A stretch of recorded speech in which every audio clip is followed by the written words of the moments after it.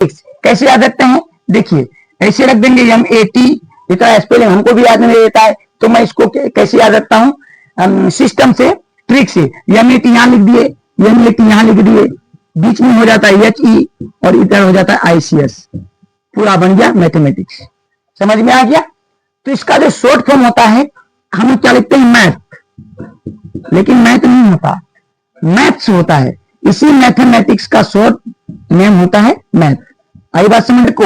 Single single digit में हम लोग बांट देंगे, सिंगल सिंगल हम लोग लेटर में बांट देंगे। कैसे बांटेंगे कि M से क्या होता है, A से क्या होता है, T से क्या होता है, H से क्या होता है और S से क्या होता है।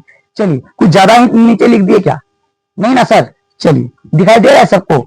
चलिए M, अब M से क्या होता है, M से माइंड होता है, A से क्या होता है, एरेंट होता है, T से क्या होता है, T से टाइम होता है, S से क्या होता है, हेल्प होता है और S से क्या होता है, स्टडी होता है। ठीक है सर।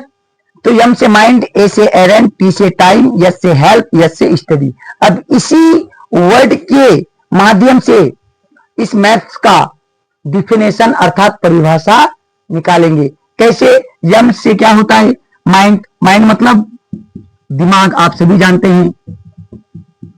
अब एरेंट का मतलब क्या होता है, एरेंट का मतलब होता है प्रेम। T का मतलब टाइम, टाइम मतलब समय। यस से क्या होता है, हेल्प, हेल्प का मतलब क्या होता है, सहायता करना।